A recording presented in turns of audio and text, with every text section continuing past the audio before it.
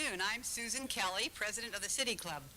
Welcome to a very special presentation today featuring 5 of Multnomah Education Service District's finest in student achievement.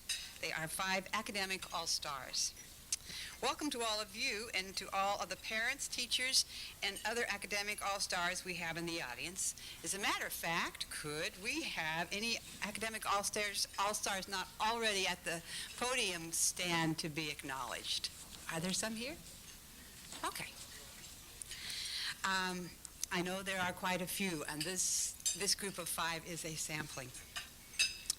On Friday, June 6th, join us for an enjoyable and enlightening program with Jack Oman, the Oregonian's political cartoonist, who will share his unique perspective on the current political scene. This will also be the club's annual meeting and the election of officers, so the program will begin at noon instead of 12:15, so please note that time change. Our board host today, seated at the other end of the table, is Patty Tillett. He is the immediate past president of the club and a principal with Zimmer Gunsel Frasca Architects, and he will have the privilege of asking the first question of our speakers. Following Patty's question, we'll open the program to questions from City Club members in the audience. Please line up at the microphone even before Patty is finished so that we have time for as many questions as possible. Identify yourself as a City Club member, your name, and keep your question to 30 seconds. And if you could specifically ask one of the students, or the students will sort of agree among themselves that 1 or 2 could possibly answer rather than 5 answers. Broadcast of City Club programs this quarter is made possible in part by corporate underwriting from the Wells Fargo Bank, Legacy Health System, and Weyerhaeuser Company Foundation. We are very grateful for their support.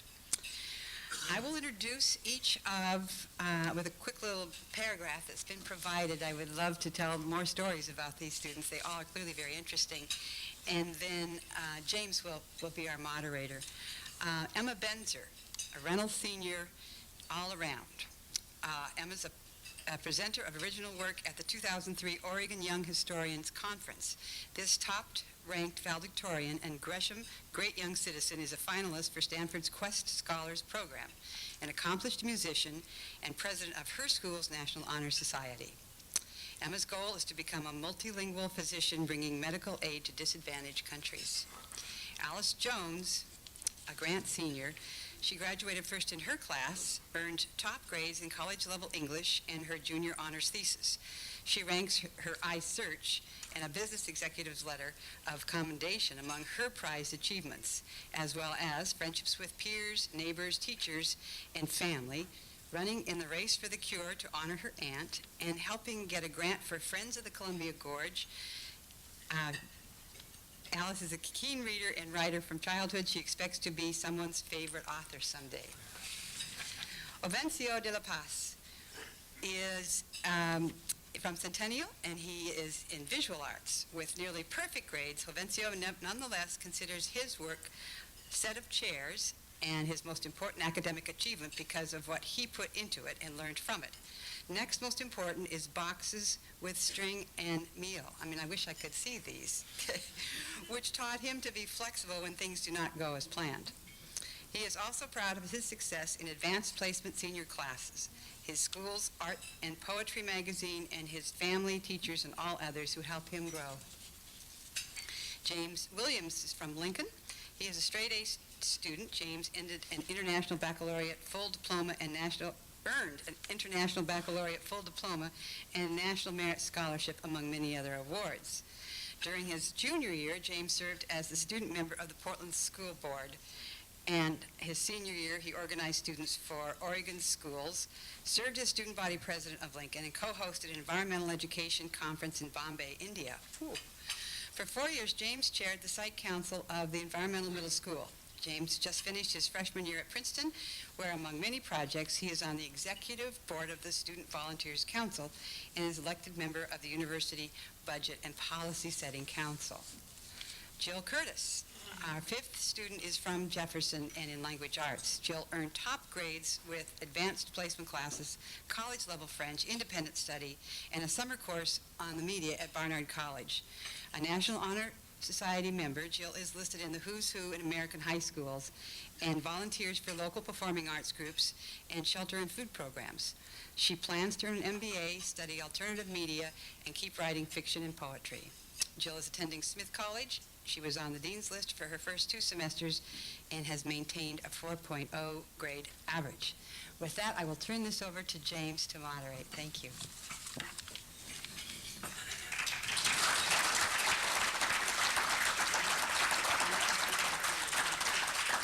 Thank you. Just to start, we'd like to thank City Club for allowing us the opportunity to share our experiences with our high schools, public high schools here in Multnomah County. And we'd like to thank Academic All-Stars for making this possible. I'm going to share a little bit about what Academic All-Stars is for those of you who don't know about this wonderful program. And then we'll jump straight into questions because we have some limited time. We have some questions that we're going to share first, and then we'll open it up to audience questions. Academic All-Stars is put together by the Multnomah Education Service District and the MESD's Foundation, and is now celebrating its 20th year. This year they honored 74 top students from public high schools in Multnomah County, and the foundation gave away over $55,000 this year in college scholarships. The students honored have the high standards of academic achievement and leadership, including scientists, mathematicians, musicians, historians, speakers of French, German, and Japanese, artists, computer experts, performers, writers, and extraordinary volunteers. Each Academic All-Star participant applies by submitting a portfolio of their academic work and extracurricular activities. Individual high schools first select the top students in each of 9 categories, then the portfolios are forwarded to MESD and a group of 45 volunteer judges with a wide variety of backgrounds, then review those portfolios and conduct interviews, leading to the banquet at the end of April where they select the All-Stars in each category. So, with that, we would just like to share with you our personal experiences from high school. 2 of us are graduates and have completed our freshman year at college, and the rest, two are graduating this year, and congratulations to them. And one still has 1 more year to go in school. We come each from different high schools with different backgrounds and different experiences, and from different categories of Academic All-Stars.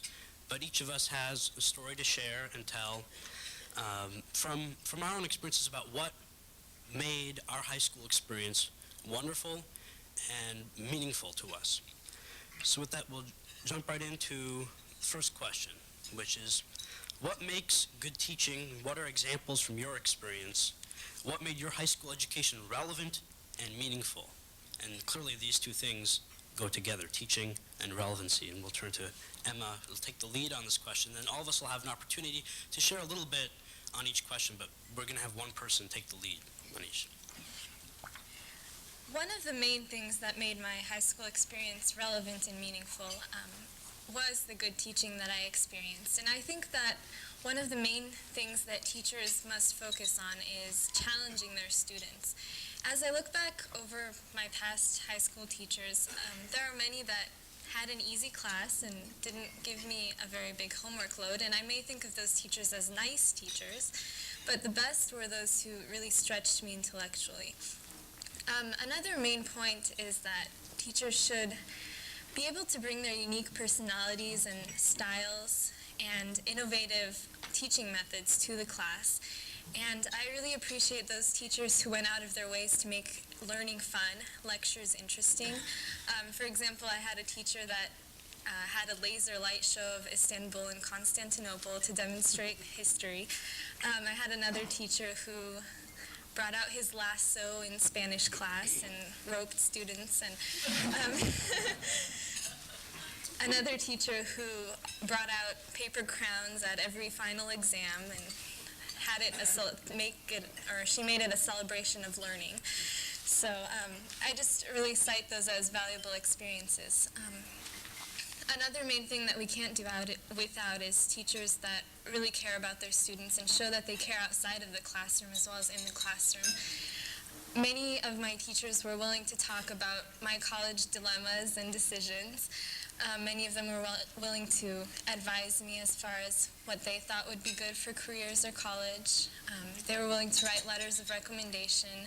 They were willing to talk with me about their families or just to talk, and I could really tell that they cared about me as well as cared about teaching me. I think that teachers that demonstrate all these qualities are able to build and cultivate confidence in their students because they show them that they were able to succeed in rigorous classes as well as to have a good time learning. And so they build assertive personalities, and teachers that are able to teach well also inspire the desire to learn in their students. Another main aspect that made my high school experience very meaningful was all my involvement in school activities. I really treasure my experience, especially as president of the National Honor Society, as one of my top school achievements and valuable things.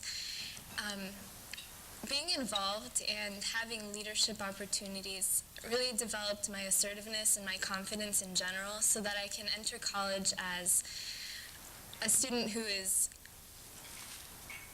well assured that I will succeed and that I will be able to connect with others. I think that the key piece is really teachers who care about the students and really connect with each student in their classroom. And you can really feel the difference in the classroom. You walk in to a room where the teacher really cares about each student and each child and wants to know more than just simply about the textbook assignment for today, but wants to know you as an individual and as a person. And you want to know that teacher as an individual and a person, not simply as a teacher put in front of you who just gives you a grade for a class. And that connection, the personal connection, I think makes the biggest difference.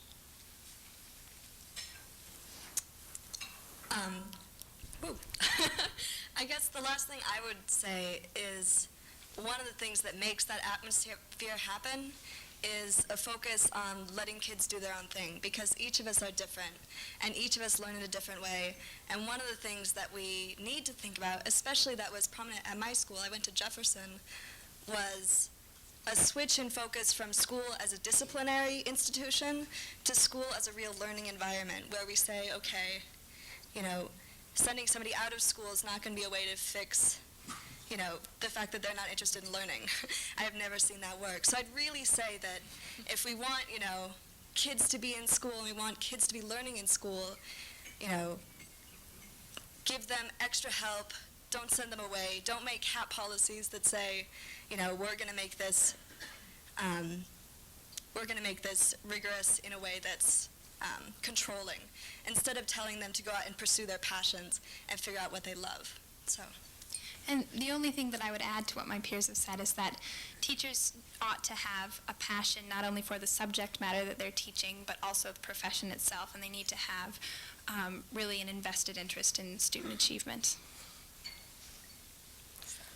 So with that, I think this is a good segue to the next question, as Jill kind of touched on, which is, does everyone in your school have an equal opportunity to excel? Here we are, academic all-stars, and there are many of us in each and every school who are doing great things, but we all have friends, I'm sure, that don't feel as comfortable in school environment. So I think we'll turn to Jovencio for lead comments on this. I think definitely every student in a school has an equal opportunity to excel.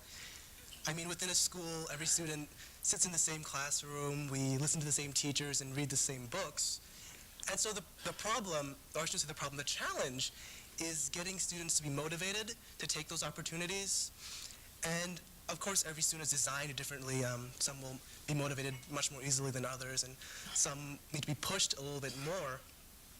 But I don't think we should look at the programs as the problem with students getting motivated. And the challenge is really presented not only to students, but to teachers and the community and parents. And it's everyone's responsibility when students are failing or not reaching that highest standard. And how you motivate a student to excel can be approached in so many different ways. If it's something that happens in the family, or if it's the teacher's enthusiasm, or whatever. And so, yes, I think students definitely have equal opportunities to excel, but not every student is equally motivated, and that's really where the problem lies. I guess my only disagreement with that would be that lots of students have other things going on. The school system isn't exactly designed so that you can both work or, help out if you have lots of younger siblings and need to be babysitting. I think there's a juggling process that happens for some people that doesn't happen for others, that really is a struggle for some students. And so even if we're attending the same classes and reading the same books, both what happens after school and what your parents and your support network provide for you outside of school really do make a difference in your abilities. I mean, all of us have had the chance and the opportunity and the pure luck that we can go out and spend our time, pursuing academic interests, pursuing arts, pursuing things that aren't making, money or supporting family or, doing other things in life. We've had that luxury. And I think that really those people who don't have that luxury should, hopefully, this is why the public schools are so important, is so that the public schools can provide us with arts, so that people who don't have the time after school, who can't afford an arts camp, can go out and still have an arts camp if they can have an arts program in their school, if they're passionate about art. At Jefferson, the dance program has been amazing to me. Just having students who come to school every day so they can dance. They don't want to go to any of their other classes maybe, but they come to school so they can dance. And it's beautiful. So I think that's the exact key, that every student is a unique individual and faces different challenges, and it is really the challenge of our community for how we come together, all of us, business leaders and civic leaders and teachers and parents and citizens, how all of us come together as a community to support each and every child in each and every school. And that recognizing that everyone is different and people come from different backgrounds and have faced their own different personal challenges. We all face challenges, but very different ones that take different form and shape. And so how we have a flexible system that can adapt and meet those challenges, and how we can provide the support and love that everyone needs to succeed. I think those are the keys. And the thing that I would highlight especially is the correlation between academic motivation and family support. I know that my family has been the foundation of my support, and it's just been so critical to me. And I think that when some students don't have equal support from their home situations, it does create some inequality that the Portland Public Schools can compensate for by creating a really supportive academic environment. So our next question is, how has your involvement in community service, both within and beyond school, contributed to education and academic success? And I think this is, I'm taking the lead on this question. This is an area where everyone can really be active and engaged and involved. For me, academic learning for the sake of academic learning is not very important. I love the academic work that I do, and I excel at it, and I enjoy reading, and I enjoy studying in a wide variety of subjects. But the academics takes its importance because I've been able to always connect what I am learning with what's going on in the world, and I'm able to make it relevant that way. And since elementary school, middle school, high school, and now even at Princeton, I'm able to put my skills that I learn in the classroom to use out in the community, doing community work both in the community at large and within my school community. And I'm able to learn from those experiences as well. I think this is something that's very important. People think often that community service is simply a matter of taking academic knowledge from the classroom and applying it outside, and that's a piece of it. But when service learning work is done properly, I think that there's so much more that is gained academically from being out there and working within the community and stepping outside the classroom to actually engage with real problems and real issues. And interacting with elders in our community, interacting with civic leaders, interacting with the person next door, working on problems together with other people, and taking skills that you learn from a textbook, but also discussions that you have in the classroom, and cooperating with your peers at school, and taking all those skills and weaving them together and applying them to the world makes education something that is relevant and important. And I've seen this as something that really engages most students. And there's very few people like to just simply read through a textbook and do worksheets. Some of us are good at that, but I still think we don't enjoy it very much. But you can capture those students, you can capture all people who care about community by connecting academic work with community. And I think all of us as a part of this society do care about the place where we live, do care about this county. And so by making those connections, we can keep people motivated to do work. This goes back to the motivation piece. And we can be supportive of each other and get to know each other and build more personal connections and bonds. And I think those are the keys to really good education.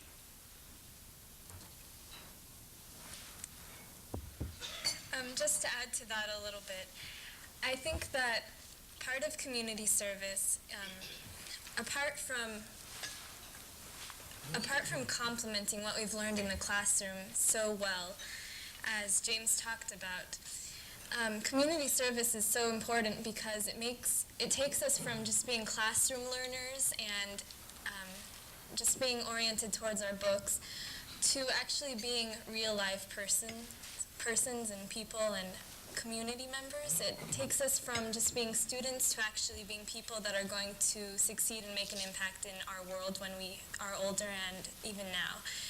And community service is important because it builds leadership skills that we need in connecting with others, whether that's volunteering at a hospital, whether that's at an internship, or wherever we volunteer.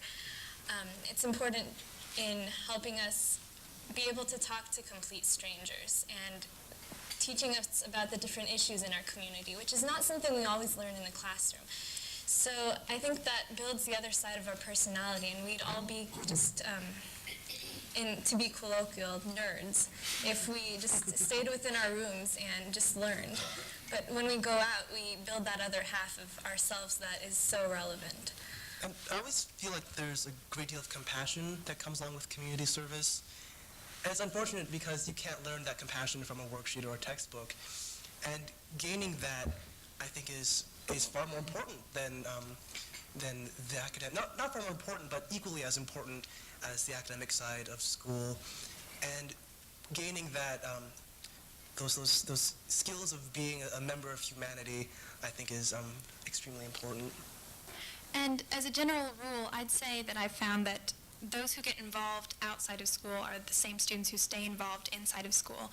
And I really like the way that my community service schedule has complemented my academic schedule and really kept me involved in both environments. The two kind of go hand in hand.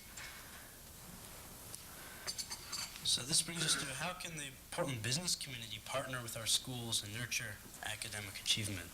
And we'll turn to Jill.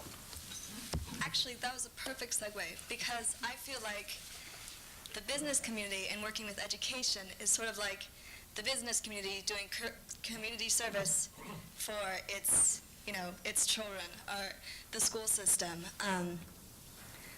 One of the things that I first thought about was internships. These are one of the things that I watched kids who were trying to make academics sort of relevant to them. James touched on this particularly, is how do we make education relevant And one of those things is telling kids that they have skills. And one of the ways that you tell kids that is not through grades, but through going out and having opportunities to say, you know, if they don't have people in their families or people in their communities who they can look up to as a role model, that they still have those skills to go out and be working in a doctor's office. They still have the skills to be working as a civil leader. So we want the community to come in. Not always can the students go out, but it'd be really great to have, you know, James was talking to me just before this about, you know, if we have a civics class, wouldn't it be wonderful if we could get, you know, people from the outside community to come in and do talks? Wouldn't that be fabulous? We can get real, you know, people in government talking to us. How fabulous is that? So I would really encourage anybody who, you know, has the support, you know, you guys, everybody out here has some network that you are using in your life, whether it be your work, whether it be your social network, whether it be, you know, the city club. Bring that back. You know, this is the community service that you get to do for really excited academic people who all want to learn. And it's also the way that you keep kids in school. I mean, kids in the bio program at Jefferson were really excited because they figured out, hey, this is something, A, that I can do, B, that I can do well, B, I can even make money off of it and make my parents very happy. So, I'm sure other people have ideas, but internships was a big thing I would like to stress. Also, just giving back in terms of Whitebird has done a program with the Jefferson dancers, and it's really important to have people who are already in the profession coming in and networking with schools, because networking is something that private schools have and public schools don't always have. The other thing that I was thinking about when Emma was talking was about counseling. Counseling for colleges, counseling for, you know, how do you do all your paperwork, how do kids, you know, figure out all this stuff if they don't have that support system. One of the things I would love is for businesses to put some money in and get really good college counselors, because that would make a big difference in a lot of schools. If we had people who knew the way that college, you know, that the college application system works. I know a lot of kids at Lincoln go and they get private people to help them with their college apps and, you know, figure out what colleges they can and can't get into. That would be really exciting for public schools to have a system that, you know, made these kids successful by telling them, you've done high school well, now we're going to give you this little push so you can get into college, because that's going to make the big difference, especially if they're fighting for scholarships. So, yeah. We love support, especially from the business community, especially from all of you guys who have the networks. Please come and help us. And it's really great to have adults come into the school building. I think that doesn't happen often enough, and it's a good experience, a mutually beneficial experience, because when I think very few people really know what happens in the classrooms and some of the wonderful things that are going on in the schools, and can meet so many amazing students by just coming into the schools and working with classrooms and teachers. And I would emphasize that it's best to have a long-term relationship with some people. So to work with a specific school and specific teachers, perhaps over a course of several years, where you can really build close connections and do some meaningful work rather than just a one-time drop-in, although even those are definitely necessary and welcome. But the long term, I think, is most beneficial, and you'll get to know students really well, and they'll be excited. And once again, when you connect as people with other people, that's when things happen. I'm sorry for changing the subject suddenly, but coming from an arts background, it's been really painful to see lots of arts programs disappear throughout the public school system. And I just watched a program on OPB with James DePriest, and he said that it is the responsibility of any civilized society to ensure that the arts are not the frosting on the cake, but an integral and undeniable part of who we are as people. And I mean, anything helps, like funding or even a place for students to show their artwork once a month. And it is these things that, it's our obligation, I think, not to have students' talents denied through the absence of arts programs. And that's just something I wanted to put out there because it's important to me. So who or what has had the greatest impact on your success in high school? I know, Jovencio, for you, it's definitely with art, but Alice, I think, has taken the lead on this one. It is a pleasure to take the lead on this question. I think the thing that has impacted me the most is the honors curriculum at Grant that I've been so lucky to have been a part of. I've taken almost all of the honors classes available to me at Grant, and I've found, including some AP classes as well, and I've found that more than anything, these are the classes that motivate me and challenge me and inspire me. These are the classes that I have achieved in the most, and also the classes where I found the most camaraderie. And that's one of the things that I think is so amazing about honors classes in general, is that is the camaraderie that you find in this class. And students in these classes care as much as I do about the material, and I have a whole network of friends that I can call and say, listen, I'm having trouble on this assignment, will you help me, do you have ideas? And I just think that's so vital in an academic environment. And I think within the honors curriculum, the thing that has meant most to me is naturally the honors English program. And I remember my freshman year, I was fairly apprehensive about entering an honors class. I thought it would be too much for me, and I walked in with much trepidation the first day and sat down, and my teacher began speaking, and I just never looked back. It was an amazing experience. We immediately delved into Joseph Campbell's hero cycle and archetypes. I got to do a project on ancient mother goddess societies, and we did the Odyssey, and I just couldn't believe I was reading a text that was over 2,000 years old. It was just an amazing experience for me. So I think in general, honors classes act as an anchor for academically oriented students, but also as a springboard to vault into success in other areas. And I just think honors programs are so important, and we need to care about them and preserve them. I would just like to add to that for me, I have one brief personal story I'll share about high school and what has had the greatest impact. And for me, it's what happened in one room at Lincoln High School, room 135, which is the home of teacher Mike Sweeney.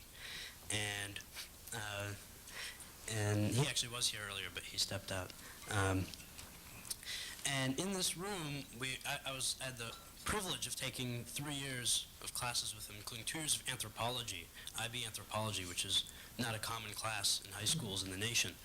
But more than the subject material was just the way that he was able to engage with students, and every student in his class, and the discussions that we would have around current issues that were happening in our community, and connecting those current issues with history and background, whether it be studies around Iraq or the Quran, or anthropological work where we were studying the Australian Aborigines or the Maya, and the way that he was able to make those connections and elicit discussion and comments from this wide group of students, and then the support and network that we built in that room during lunch, where we would support each other and work with each other to do things out beyond the classroom, where we did work with the school board and we did work on school funding issues. And we had a group of about 30 students that would meet there at lunch every day, and then we'd get into big debates about historical things and talk with teachers, and just that excitement and that energy, and built around the passion and the ability of this person to bring people together was just phenomenal.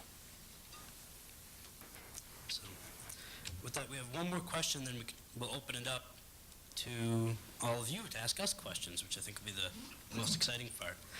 And this is for, this question is for Jill and me, and it's about how high school prepared us for success in college. And I'll let Jill start. Well, I think everybody has sort of touched on it by now, that teachers have been the main thing.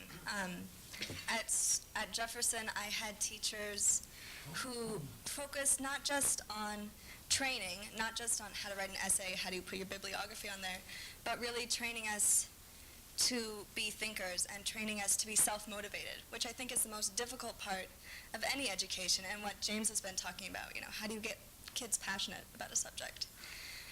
And part of that, which has also been mentioned several times around this table, is making subject matter relevant. And one example for me that pops into my head is my English teacher, Miss Loy. When we were going into our poetry section, which is something that's kind of hard to get a lot of people interested in, she brought in, the first thing that we started with was analysis of song lyrics, because kids at Jeff already thought that music was cool and already thought that music was meaningful. And so that was the way that we could make the connection. The other thing that my teachers really did well at Jefferson were being facilitators. So when I wanted an independent study, I couldn't fit physics into my schedule.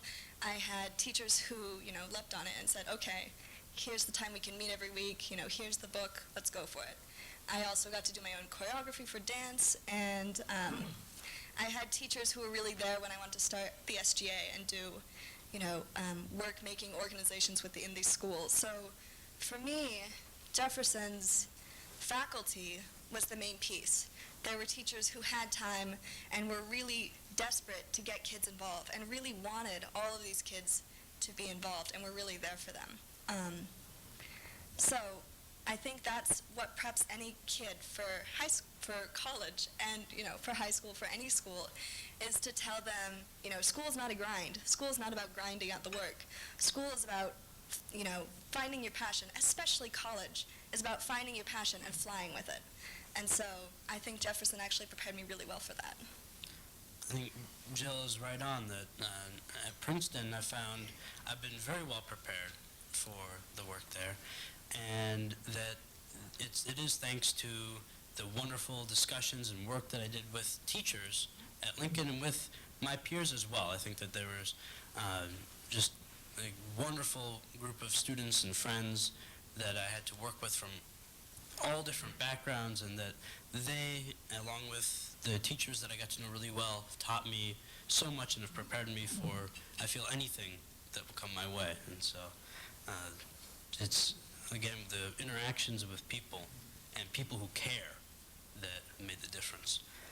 And I think with that, we're ready to open it up for questions. So.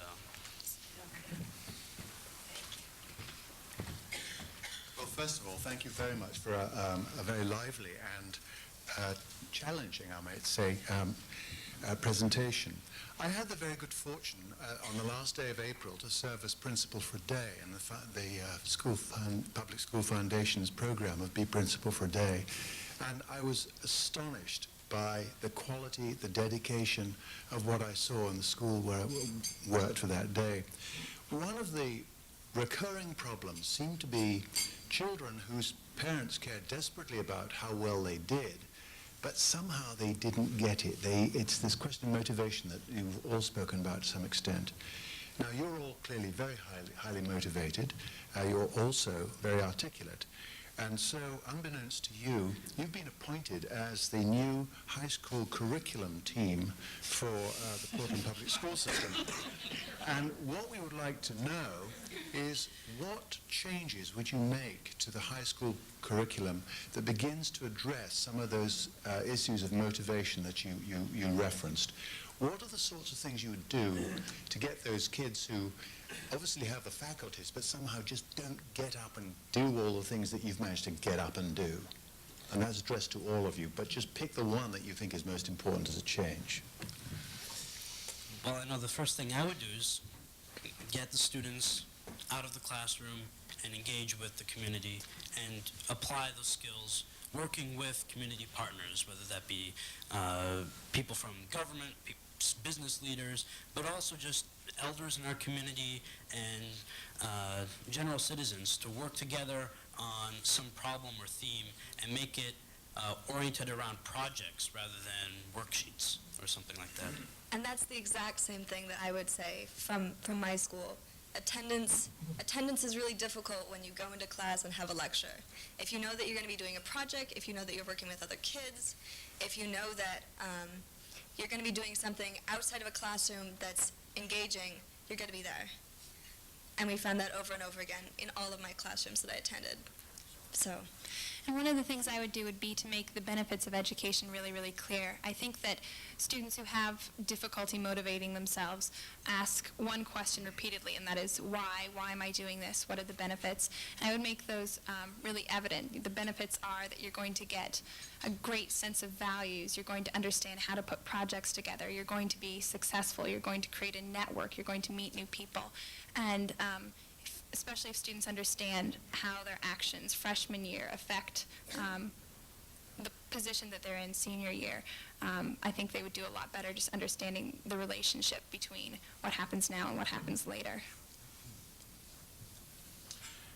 Chris Smith, club member and reformed nerd.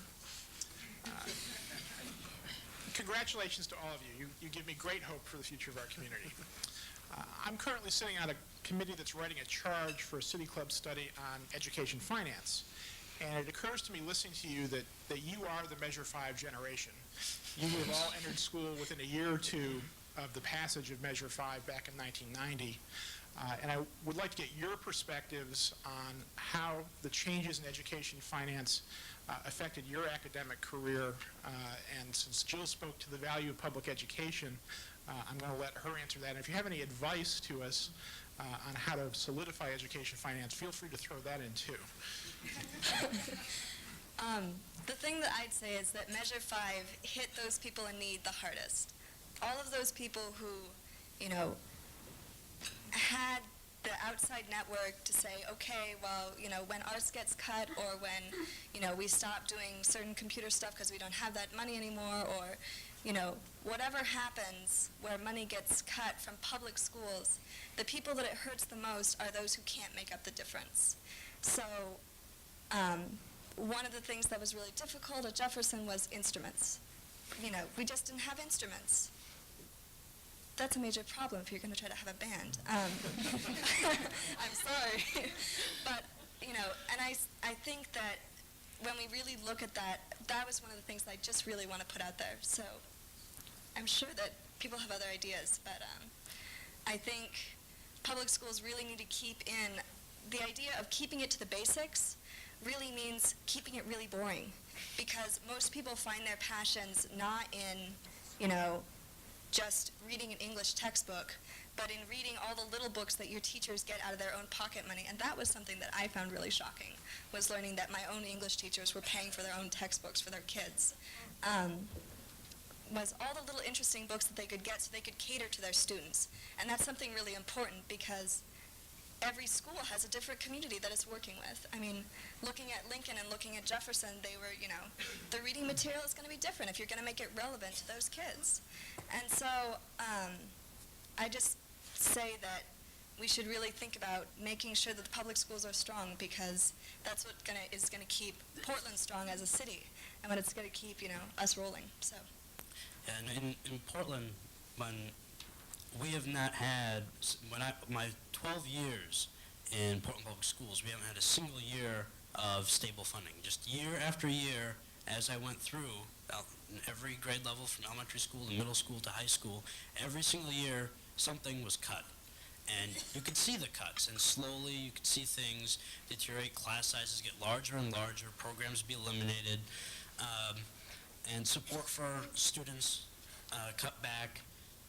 And I had 3 of my very, very, very closest friends ended up dropping out of school because they couldn't find their passion and the support that they needed in schools. And I know dozens more. And I think most of us recognize the fact that the funding situation is very critical. And where it has had significant effect is in the classroom, because class sizes have grown, teachers are very overloaded, the programs and support that often we think that these other programs and support that aren't necessarily housed in the classroom don't have a direct effect. They do, because those are the support networks for the teachers and the administrators in the building, and those also provide the resources for the teachers and administrators to allow them to do the work that they need to do and work directly with students. And so all these critical pieces have been cut back, and they've been cut back dramatically. And it is very important, and we've thought at Lincoln, we organized very heavily, we organized throughout the district to work towards adequate, stable, long-term funding for our schools. We continue to work on that. There's students who will keep working on that. But as a student who has seen the district from just the beginning of Measure 5 to where it is today, it's just a totally different place from where it was when it was properly funded. Just kind of on that, I'd like to say that I'm coming from Reynolds High School, which is in East County.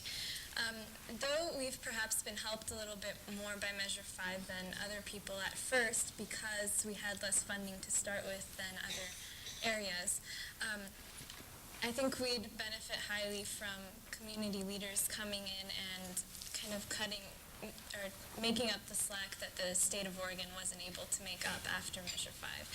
So I don't think we get enough, perhaps as much personal attention from the community as other areas, and I think we'd benefit from that as well. My name's Ned Hook, I'm a member of the club. Having spent most of yesterday afternoon listening to roughly 86th, 7th, and 8th graders in a national spelling bee, and watch them articulate questions, the manner in which they conducted themselves, I can't help but wonder just how uneducated and humble I should be. And my question to you is, what effect has the size of the classroom attendance had on each of you? We hear a great deal about it, and related to the first question, of course, is the cost of it. But it seems to me to be motivated, personalized teaching, that we're way out of line in the size of the classes we have, and how much of an obstacle was that to all of you at each high school? Well, let me begin then. After Measure 5 passed, I remember watching my class sizes get larger and larger and larger. And despite what you may have witnessed this afternoon, I'm not actually inclined to speak in front of large groups.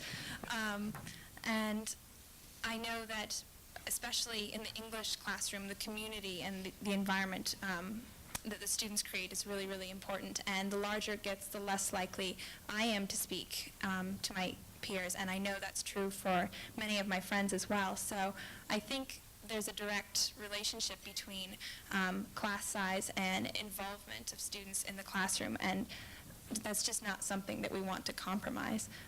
So keeping class sizes down is vital. I agree completely with Alice. I'd also like to add that many times the more high-achieving students don't have that much of a problem if they can't connect with their professors during class or ask questions, but there are many lower-achieving students that need that extra connection, that need time to ask questions, that need access to their teachers out of class, and they often can't do that because there are so many kids waiting in line, or just basically things like that. So I think it's perhaps vital to have lower class sizes in order to catch the students who aren't motivated to pursue things on their own if they don't understand.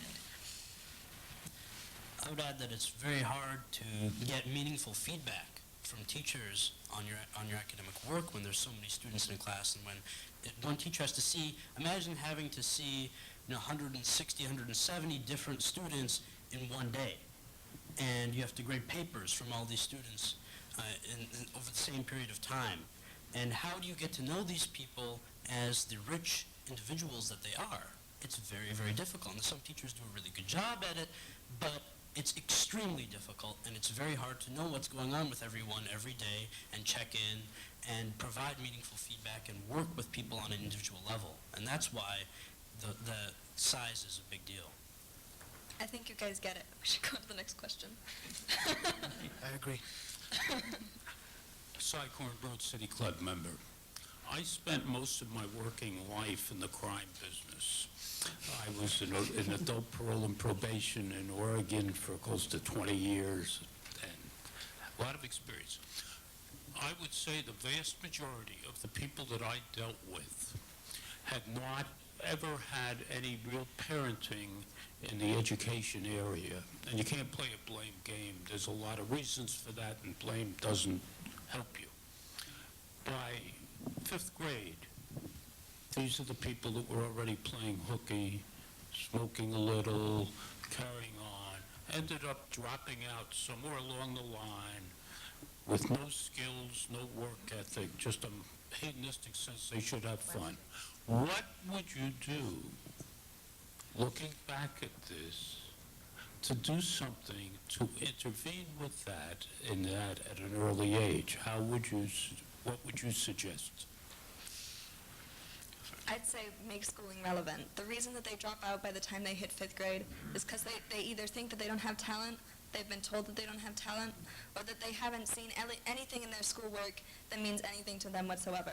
You know, I have so many people who have said to me, you know, I'm not going to be writing papers. There's no way that I'm going to need to pick up a poetry book. There's no way that I'm going to need to know calculus. And you know what? Maybe that's all true. They maybe aren't going to be writing papers.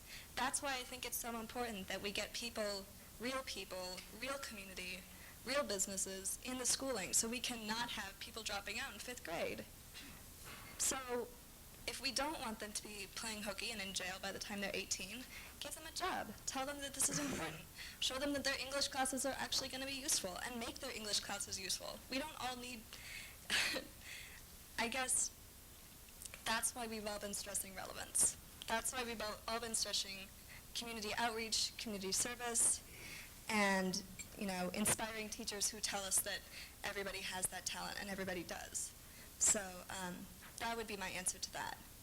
And I mean, the same way that James has seen people drop out, I've seen people drop out. Everybody's seen their friends who are really smart and really talented drop out because, you know what, their schoolwork just didn't connect to anything.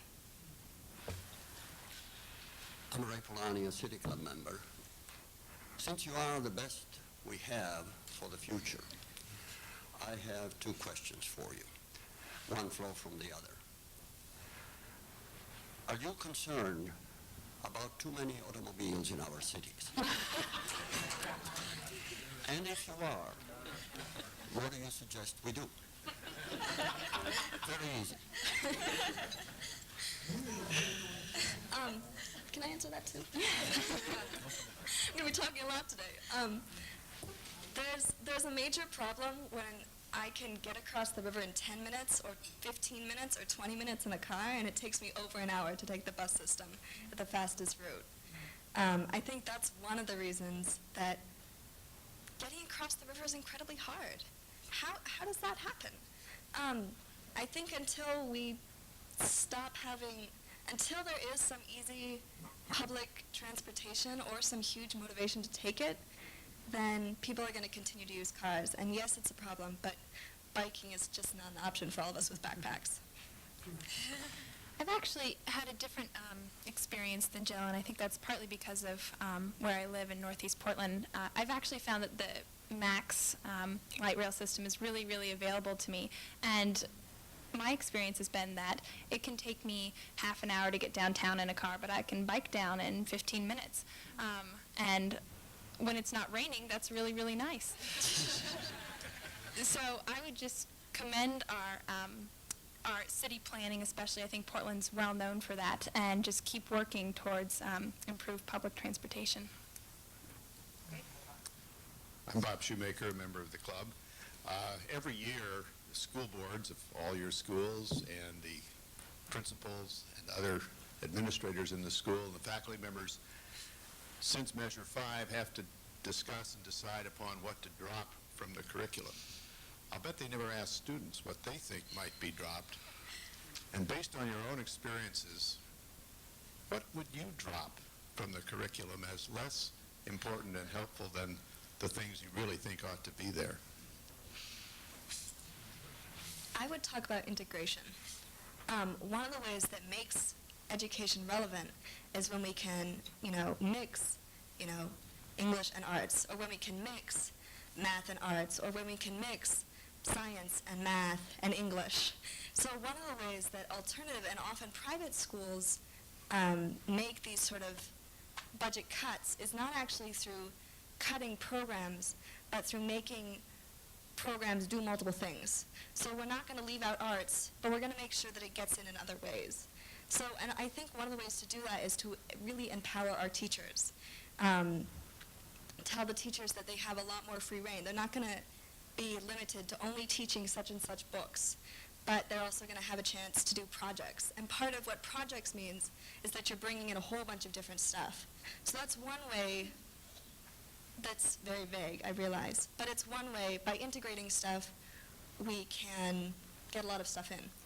I'd agree, and I think that the integration enhances the relevancy as well, because when we compartmentalize all the academic subjects, they become disconnected. And the fact is they're not disconnected in the real world. They're all connected and integrated, and they work together, and we have to use them together. And so when we do make these connections, and when I think project-oriented work does make a lot of sense. Makes a huge difference. That's where we can do as much as possible with less, but we do need to recognize there really isn't tons of fat to cut. That's a huge myth. Thank you. I'm Tom Welsh, City Club member. The extent of my knowledge of the Chinese language is that I heard on the radio yesterday that the Chinese word for crisis consists of two characters, one denoting danger, the other denoting opportunity. You knew that, I'm sure. My question for you is, what you would cite as the chief crisis facing our world for your generation?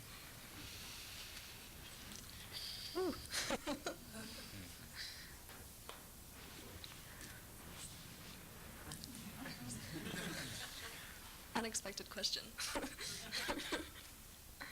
anybody want to start? I personally feel that, especially in our society, there's not as much importance on family bonds that there have been in the past. And I grew up in a family with 18 to 20 cousins, and there are loads of aunts from all across the world. And that sense of family and ritual and culture is really important to preserve, I think, in the future.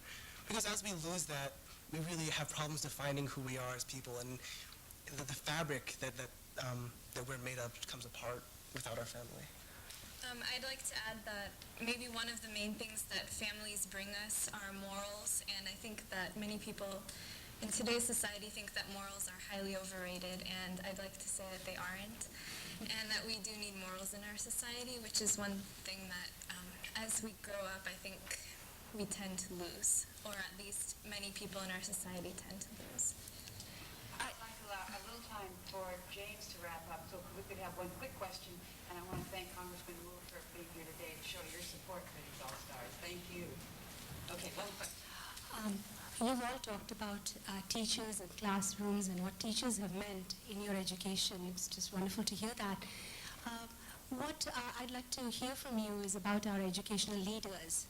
As a recently elected school board member to the Portland Public School Board, I am curious as to what your wisdom and insight might be about how you see the principals and the district administrators and indeed the school board playing a significant role in terms of how the tone is set for what happens in the classroom.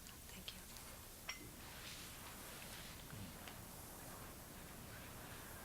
you.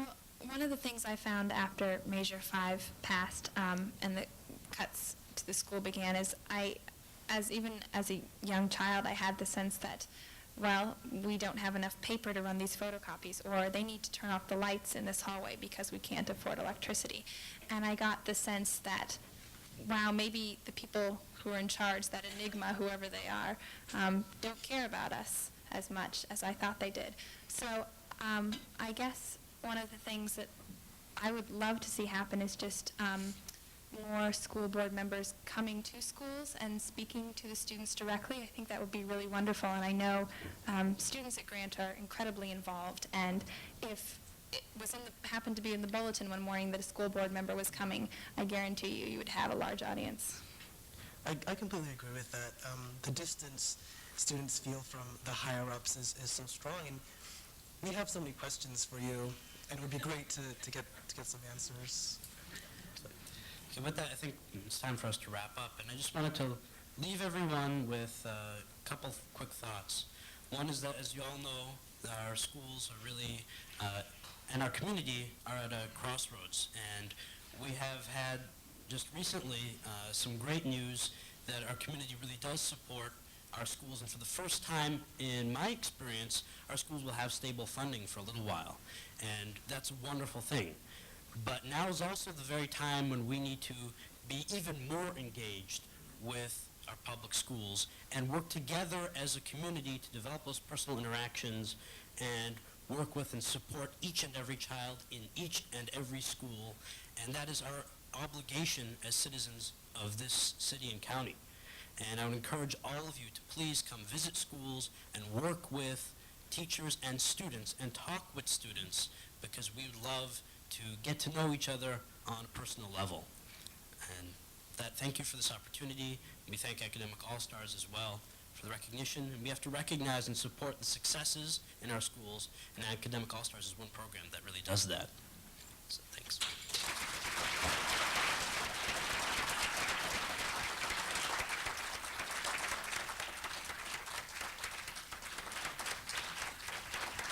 Thank you.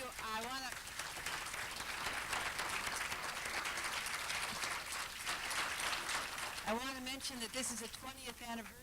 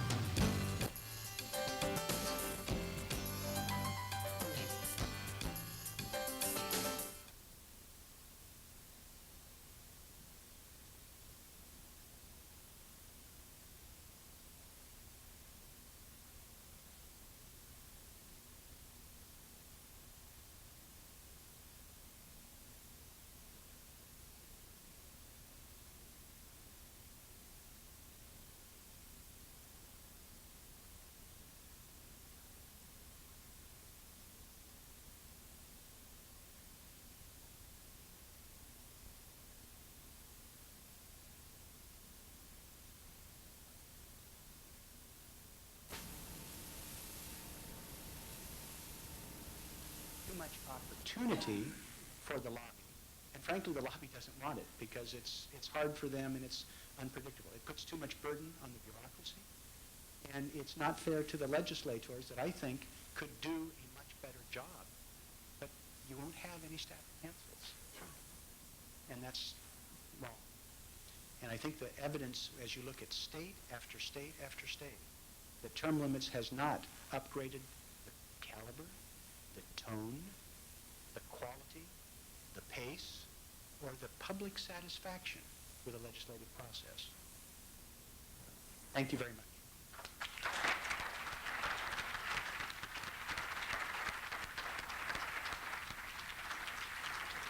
On behalf of the City Club, thank you, Earl, for sharing your afternoon with us. I don't know if you've put any thought to a statute of limitations on your post-election debate policy, but would you consider meeting Vera someday at this podium? Thank you. We are adjourned.